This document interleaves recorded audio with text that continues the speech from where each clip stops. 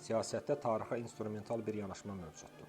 Keçmiş bugün üçün işləməlidir və əgər kifayət qədər dəlili yoxdursa, o zaman dəlili uydurmaq lazımdır. Araşdırmaçı analitik Vahid Qurban yazır ki, Şərq ölkəsi olan Moskoviya yalnız 1721-ci ildə rəsmi şəkildə Avropa krallığı olaraq yenidən təşkil edildi. Karl Marx 18-ci əsrin diplomatik tarixini ifşa edən əsərində yazırdı. Rus ilə heç bir əlaqəsi olmayan və adını ən yaxşı halda 18-ci əsrdə almış Rusiya, 800 il əvvəl yaradılmış Rus tarixi irsinə həyasızlıqla iddia edir. Moskoviya tarixi Rusiya tarixinə ağ iplərlə tikilir.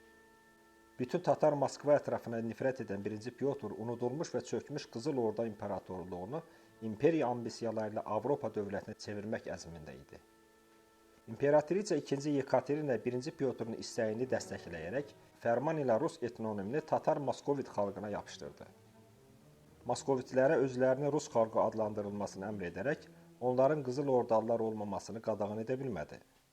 15, 16 və hətta 18-ci əsrin xəritələrində və atlaslarında Rusiya adı ilə dövlət tapmazsınız. Daha əvvəl bütün xəritələrdə bu ərazilər Moskoviya kimi tanınırdı. Moskva dövləti ümumilikdə Moskoviya, Moskovitiya və bəzən hətta Tatariya olaraq adlandırılırdı. Anton Jenguezin 1563-cü il xəritəsində aydın bir yazı var. Rusiyayi, Moskoviyayi et Tartariyi.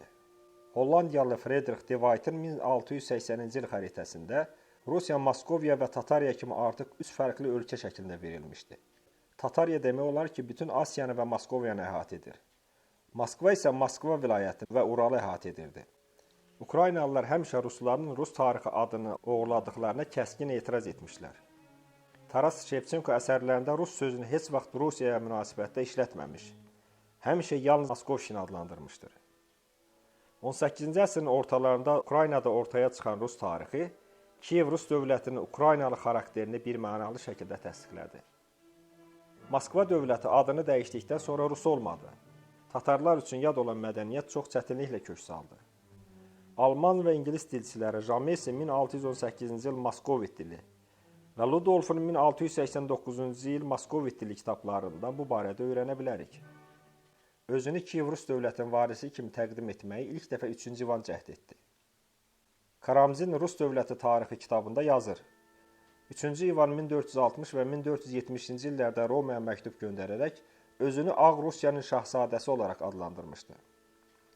Daha sonra dövləti 1505 və 1533-cü illərdə idarə edən oğlu Vasili işğalçılıq istəklərini gücləndirib, Rusiyanın Qızıl Orda ilə birləşməsi məsələsini gündəmə gətirərək Ukraynanı işğal etmək üçün səbəblər axtarırdı. Bu bir həqiqətdir ki, Çar 3-cü Vasili sarayda başında çalma, əynində tatar xələti və xələtdən asılmış xəncərlə gəzməyini saray adamları əyləncəli bir şəkildə izləyirdilər.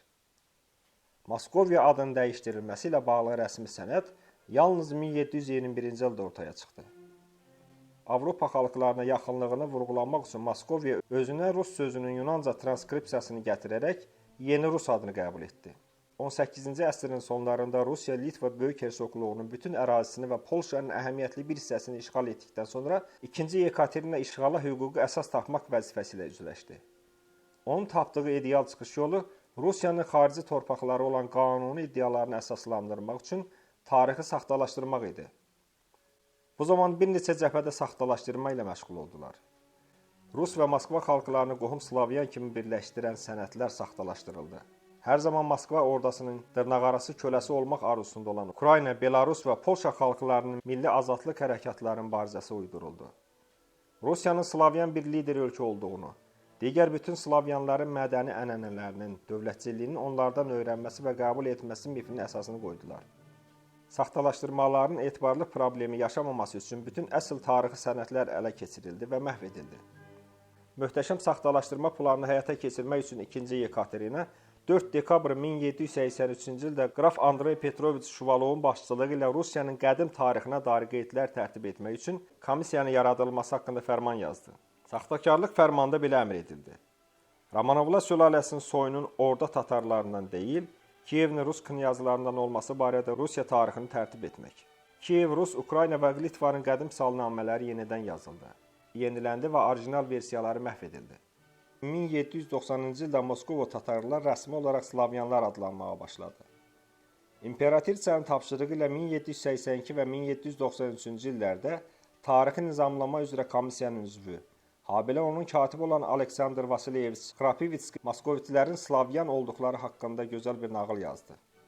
Saxtakarlıq o qədər kobud idi ki, saxta kronika əsasında tərtib edilmiş 12 cildlik Rusiya dövlətinin tarixini yazmaq tapşırığı alan Nikolay Mikhailovich Karamzin heyrətini gizlətmirdi. Saxta tarixi salnaməyə öz töhfəmi verməsəydim, Moskoviya tarixini Kiyev və Novgorod qaynaqlarına bağlamaq cəfəngiyatı onu oxuyan şəxsdə gülmək hissləri yaradardı. Kiyev Rus knyazlarından gəldiklərinə və Slavyan olduqlarına ruslar o qədər inandılar ki, heç bir elmi nəticəni, tarixi faktları, araşdırmaları qəbul etmək istəmirlər. Bütün bir ölkə, yəni Rusiya, Moskovit tatar xalqının və onların əsarəti altında olan Slavyan xalqlarının ortaq mənşəyinə, qardaşlığına yox, Rus mədəniyyətinin, dilinin və dininin üstünlüyünə inanır. İnanır ki, yeganə təmiz Slavyan dili Rus dilidir və digər dillər yalnız onun dialektləridir. Rusların imperiya ambisiyalarını alovlandıran və onlara işğal etdikləri digər xalqların ərazilərini ilk növbədə Rus torpaqları adlandırmaq hüququ verən məhz bu inancdır. Qeyd edək ki, onlar özlərini qeyri-rəsmi Qızıl Ordanın varisləri də hesab edirlər.